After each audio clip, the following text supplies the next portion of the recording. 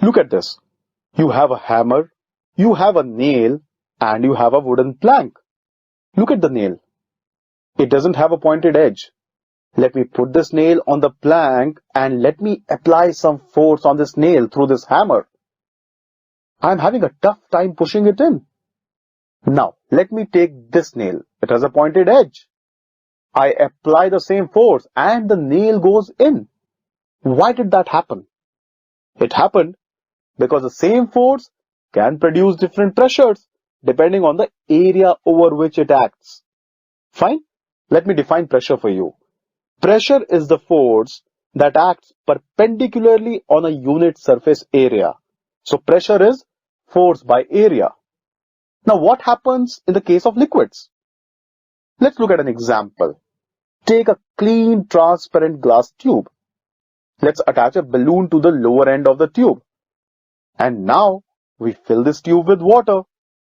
What do you see? The balloon starts expanding. Let's put some more water. The balloon expands further. So as we pour water in the tube, it applies pressure on the skin of the balloon. And this leads to the expansion of the balloon. So we can safely say that liquids also exert pressure.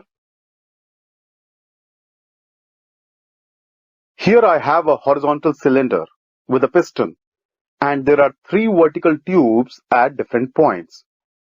Now the pressure in the horizontal cylinder is indicated by the height of liquid column in the 3 vertical tubes, and it is necessarily the same in all, as you might have guessed. Now let's see what happens when we change the pressure. If I push the piston, the fluid level rises in all the tubes, but once again reaching the same level in each one of them. What can we deduce from this?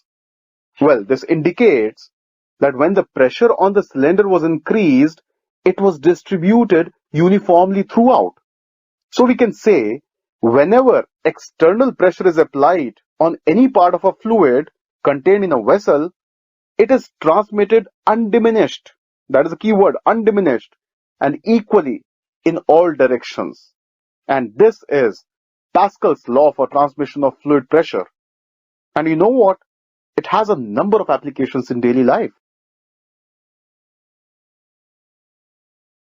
Have you ever wondered how a hydraulic lift works? Let me explain the working to you. Listen carefully. Here you have 2 pistons and they are separated by the space filled with a liquid. A piston of small cross-section area A1 is used to exert a force F1 directly on the liquid, as you can see. Now what is the pressure? Pressure, the formula is force per unit area. So P is F1 by A1.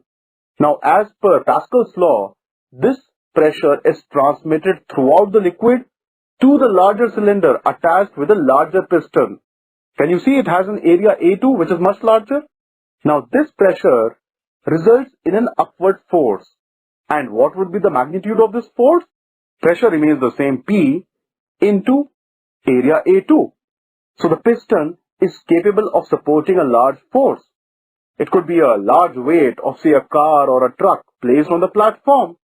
Now F2, as you can see, is P into A2, which is F1 into A2 by A1. Now if you concentrate on this equation, once we change the force at A1, the platform can be moved up or down.